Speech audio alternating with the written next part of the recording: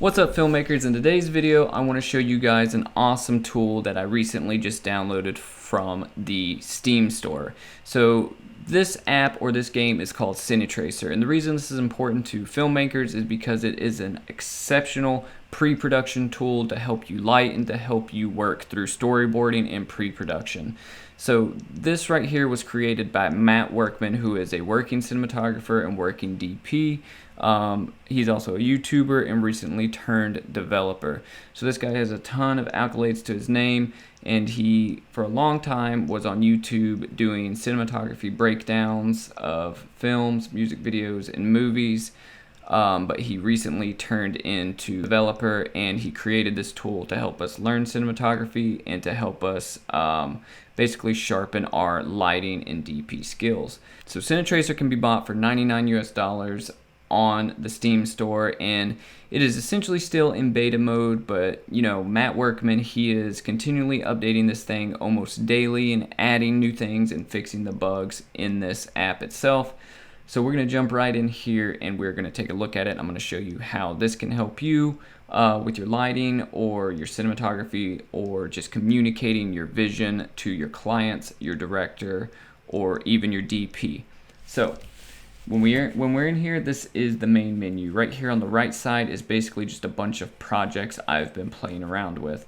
So on your left side you have new project, open project, settings, user settings, hotkeys, quit to desktop, and down here you have the Unreal Engine badge. And if you're a gamer, you already know about Unreal Engine, but Unreal Engine is also crossing over into the cinematography field with rear projection and all that they've got going on currently. So what we want to do is we want to click on new project, and when you take a look at this, it gives you maps, or essentially sets as we would like to call them. And you have all these low performance ones, which are going to be the least taxing on your computer, your medium performance maps, and your high performance maps, which are going to give your graphics card basically a headlock. What you want to look at is you want to look at what kind of project you're going to work on.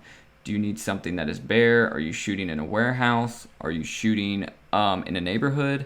Or in just, you know, just your mundane type house? Then you would do Cine Suburb or House 1. If you're shooting something in a castle, you have winter, and likewise beach, city with random buildings. There's a prison, a restaurant, a motel, an apartment, and a hallway. So what we can do is we can light something that is pretty dramatic. So what we want to do is we want to choose the motel. It is a nighttime interior and exterior rainy motel map. And I moved through that pretty quick. If you want to, this screen right here just has you select a character, and this essentially just gives you an avatar that helps you move through the map. So we're just going to collect the middle one, and we're going to change this to Motel Movie 2 because I'd worked on one prior. This is something I've had for a couple weeks, and I've just played around with it a lot. So it says it strongly suggests desktop or documents. This is just, you can save it wherever you want on your system. We're just going to save it on desktop and hit OK. So right away it puts us in the map, and you know, this is your character, and you can walk around. WASD, you know, your basic computer game controls, except on this you have a jetpack, and that jetpack allows you just to move through the map a lot quicker. If you hold spacebar, it makes you ascend, and control makes you descend down. So when you look at this, you can already tell when I get close to this, you can see how it lights stuff in real time, right? So the closer I get to these light sources, it actually has the correct lighting, correct shadows on your character, and that is essentially what this is for us as cinematographers and DPs. So this is going to allow you to basically block scenes, compose scenes, and light scenes as you would in the real world. So when you look at this, you can see that your light is doing all the right things. You can see that it is reflecting off these puddles, reflecting off, its surroundings, and doing all these awesome things. So when you look at your screen here, top left, you have your home button. This allows you to pause it, save your project, or go to main menu. You have your department and your 2 storyboard functions here, which we'll get into that a little later in the video. So departments is essentially what you want, right? And that is going to house a lot of our assets that we have to play with in this environment. So you can go in all these rooms and, you can, walk around. So I can go upstairs. And you can't really interact with the objects here, but you can open a lot of the doors and you can walk in, and some of the rooms are set up differently. Like this one has a TV on, which is providing a little bit different light, opposed to the room we went in downstairs, which did not have a TV on. We can look at this one. We can go in. This room is absolutely blank. So if we went in here, let's go to our props. If we wanted to put let's say we wanted to put a bed in here. So there's all these different props in here, right? Then we could put a bed in here. We could furnish this room if we wanted to. So when you go up here to departments, you have your cameras. So this allows you to actually set a camera down and look at the different settings in the camera and change those settings, like your t-stop, your ISO, your focal length, and all of that. And then you can go to lighting, and it has all these different sorts of lighting. So you have your film industry lighting, which are your Fresnels, your tubes, your LED panels, your domes, and your basically your frame lights, just basically these huge bounce lights, right? So this basically would be where your light's bouncing off of. Your event lighting, which are basically a spotlight and a moving, for lack of a better term, party light. Practicals, so if I was lighting this in here, for example, I could grab this floor lamp. If I wanted to have practicals in my shot to see how they would light the scene, I could go in here and I could set that down, and then I could light accordingly from motivated light or whatever. So when you set a light source down, you have intensity, you have light color, and then of course your ray trace shadows are your more realistic shadows. So if you look, ray traced, and then raster shadow. So you can see raster shadow is not actually as realistic as ray trace. Ray trace is going to be more taxing on your GPU and all that, but it looks better. It's more realistic. So what we're going to do is we're going to delete that out of there because I don't need that. But likewise, I could go in here. And I could put a ceiling light in if I wanted to put a ceiling light in.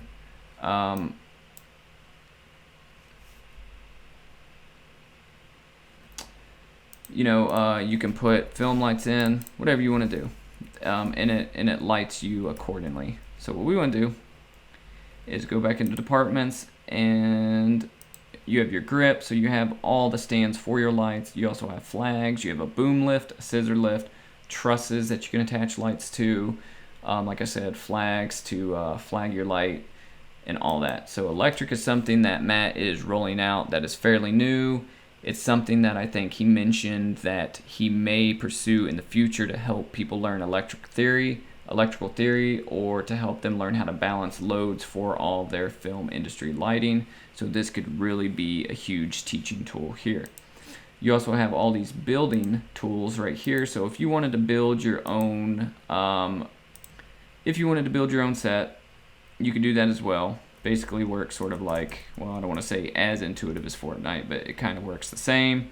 So if you don't see a building that you like, then you can go ahead and you can build whatever you want. And, you can change, just basically the same basics of most games like this. You can go through, you can make a frame, you can make a curb and grass corner, And then you have your block walls, all your prefab stuff in here, steps, you know, your roofs, and of course your studio stuff. So if you wanted to put up a cyc wall, you can start building a cyc wall. But we want to work with this, basically this motel here. So when I look at this, this makes me think of one of the greatest movies of all time, and that is No Country for Old Men. So you remember the scene where Tommy Lee Jones is standing in the doorway and you can see basically his shadow in the room. And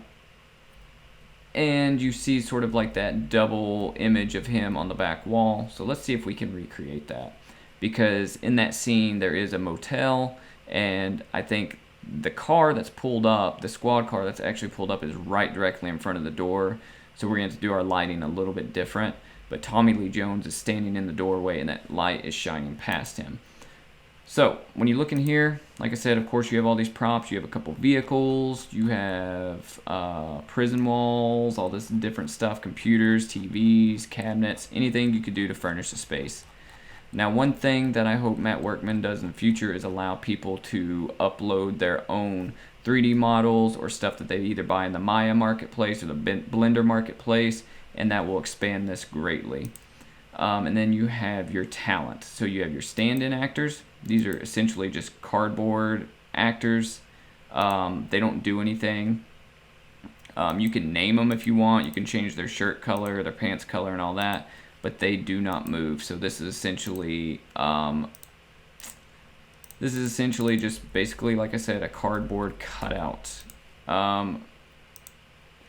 And you know, they don't do much, but the light still reflects on them the same as it would anybody else in real life, so they're good to have. Alright, so we can also go to our CC actors. Now these guys, they do move and you can pose them. So for example, I can go to body, I can go to mocap, and there's all these motion cap pre-assigned movements that they have. So, you know, dance, dialogue, sword attack. If I wanted to put a sword in his hand, there we go, you know. So you have all that you can play with. And then, of course, you have your simple actor, and these actors have these, basically these few assigned movements that I guess Matt Workman or whoever created these characters assigned to them. So I could click him, and then you see 4 right here where it has action. They have a couple movements. So this is very Fortnite, but you know, it's essentially what they do. So what we want to do is we want to get us, I'm fine with a stand-in for now because they will give us a shadow. So let's look at somebody. I don't really care what they look like as long as we can get that leg thing sort of like Tommy Lee Jones. So he's standing in the doorway. What I want to do is I want to get a light. So let's go over to lighting. Let's put a Fresnel light up, and this is going to essentially act as our headlight, which this is super bright. But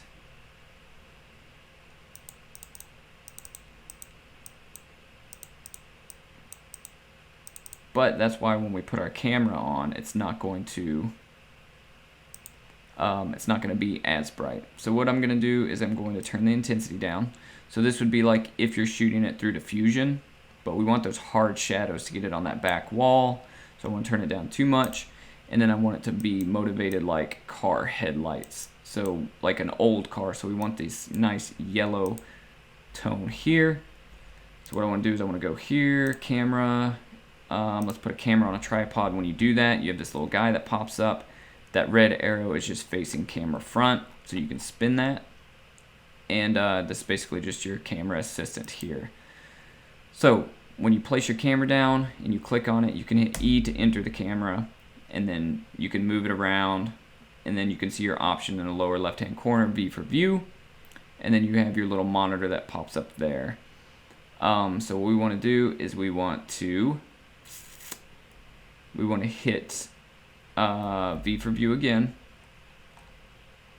and then you can see that we have this shot here, top left is our focal length, so we can either go 18 millimeter, 35 millimeter, 50 millimeter, 85, 100 millimeter, 300 millimeter, or back to 12. And then we can control our iris by holding shift and scrolling our wheel. So right now we're stopping down to 3.7. You can go all the way down, or the fastest you can go is 1.3. So what we're gonna do is we're gonna shoot about we'll go about 2.2. That seems like a good average cine lens t-stop there. And then we can control our ISO value by holding Alt and scrolling. So I want to say let's shoot at a base ISO of 800, and then over there on R for ratio, if you're shooting different ratios, you can do 16:9, 2:1, 4:1, 4:3, or 1:1 if you're shooting for Instagram. We're going to keep it at 16:9. So what I want to do is I want to get out of here. I want to exit out of this camera mode, and you can pull your avatar or your character in and out by hitting Y. And then if your character's not there, you can move through the walls. So this is not at all what I'm trying to shoot. This does not look like that famous shot at all. So what I want to do is move my camera guy inside. I'm trying to remember off the top of my head what that shot looks like. I should have looked at it before I decided I was going to do it. I just am remembering it from the top of my head. So it's something like this, right? You guys know what I'm talking about, right? So let's put our camera guy in here.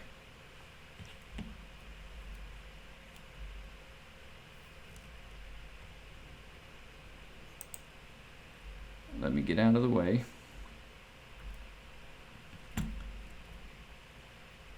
Let's hit E to enter.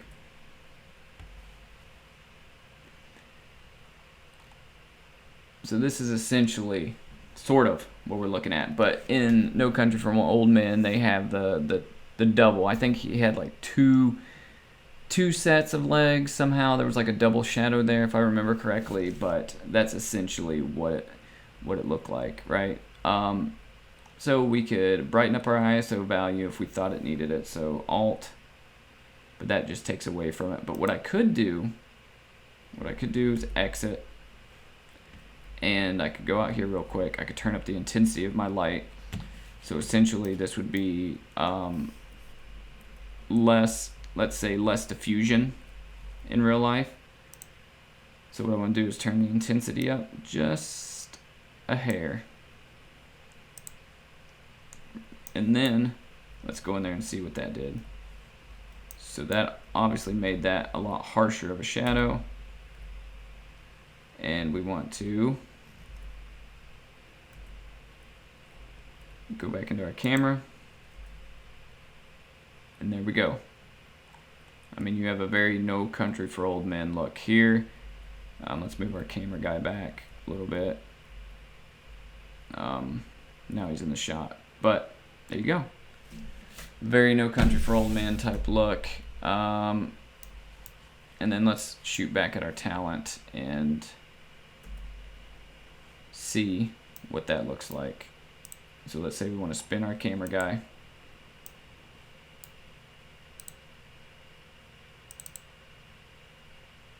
And then shoot the reverse shot here.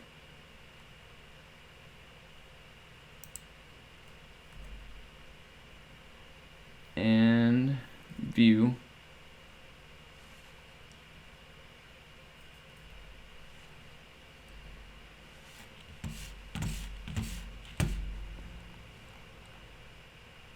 And that's what our reverse shot looks like. And then we could, if we want to silhouette anymore, we could step down our ISO value, and we could actually lower our camera by hitting Control. And I mean, that's a pretty cool looking shot. So if you wanted to take a storyboard or you know, basically a freeze frame of this, you hit Enter. And that gives you basically a screenshot. And then, like, let's say you're storyboarding, you would go up here and then you can communicate this to your talent later on, or put this with your script when you're running down, and you could tell people, hey, this is the shot I'm trying to get, this is what I'm envisioning in my mind, and this is how I want it to look. So, as I said before, this is a pretty awesome tool. I think it will definitely help you with your workflow. So as I said, I could go on with hours of this. There's so much you can do in it. I definitely think it will help you with not only polishing your skills as a cinematographer or a director, but I think just in pre-production it will save you so much time, because you'll already know what lighting setups could possibly work for you or potentially would not work at all. So I could spend hours working through different scenarios on this and showing you guys all the ins and outs of the program, but I definitely just want you guys to download it and try it for yourself, because it definitely will sharpen your skills as a DP, as a cinematographer, even as a director, right? So I believe that the more time you spend setting up and storyboarding your shots for future projects, it won't only save you time, but it'll save you money, and it will also save you face on set, because you're not going to go out there and try a whole bunch of things and them not work. So this will already show you what lighting that you think you can get, or what lighting that you think will potentially not be able to achieve on set. Now, the way this really helps us is a lot of times when you're shooting a project, or for me anyways, sometimes I physically can't get to a set except for the first day that I step on there. So I'll step on a shoot and I'll have never been to the set before, and I have to figure out how I'm gonna light it, or I've only looked at images of the set, so I'm not totally sure about, you know, what I'm gonna do with blocking, what I'm gonna do with lighting, and then I have all this rush of ideas come to my head and I'm trying things. And instead of going through all that where you have this trying phase, you can try it out on this software based upon any information that the location scout has given you, and try it out here, and then when you get on set, you'll be more comfortable with your initial decisions. So essentially, that's what this software is good for in my opinion, and I will be using this. So when I talk about these film projects I have coming up soon, I told you guys I'll take you from A to Z through these films, through pre-production, through post-production, and I will walk you through how I go over my script and set up shots in CineTracer according to my script, so that'll be a lot of fun. But other than that, guys, let me know if this is something that you think that you're going to pick up. Let me know if this is something you think is useful to you or to DPs or cinematographers. And most of all, guys, make sure you sub the channel, hit the bell to stay updated on all the videos. And as always, remember, just go shoot. I'll catch you on the next one.